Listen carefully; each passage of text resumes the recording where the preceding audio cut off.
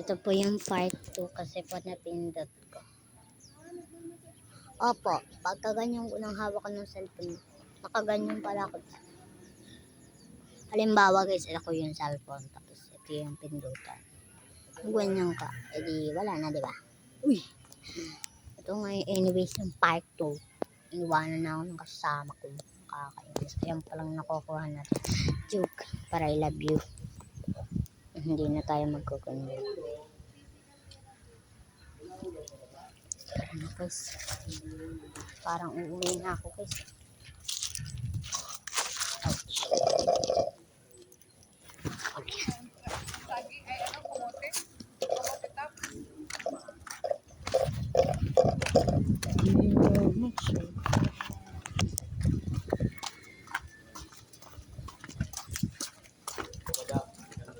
Ang pangit talaga ng lalaki, parang tuboy. Ayun, nakaganyan ako. May outfit. Hiniram ko kay mami, binili ko. Binili ng mami ko, tapos pinakay ng tita ko. Itong leggings ko, this is from Lazada. Binigay ni mami. Ina-order. Yeah, Crocs family kami. Ano ba? Park na nga lang ito. Sirain mo pa. Crocs. Ah, ito na nanapok. Tapos, Crocs family. Crocs feeling me. Crocs feeling me. Feeling me. Ito talaga yung aking sapatos. Joke. Ano ba naman? Anong itsura yun?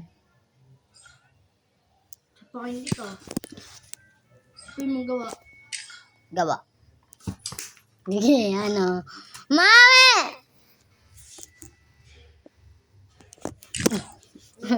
Yan, pinukpok ko sa'yo yung utak mo. Hindi ka ako magmat. Bakit ako naging top 3?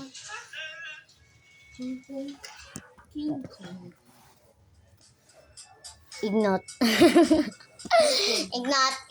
Ignot. Papay na guys kasi yung kuya kong malandi.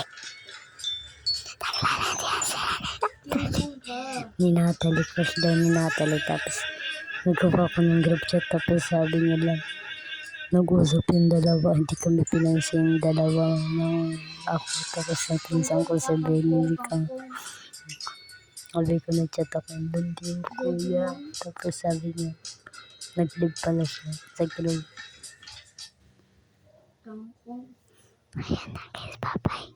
Ayan po yung kuya kong malandi. Ayan po yung kuya kong malandi. Bye guys. Bye guys. Ayan yung kuya kong malandi. Bye guys. See you. Don't forget to follow in my TikTok.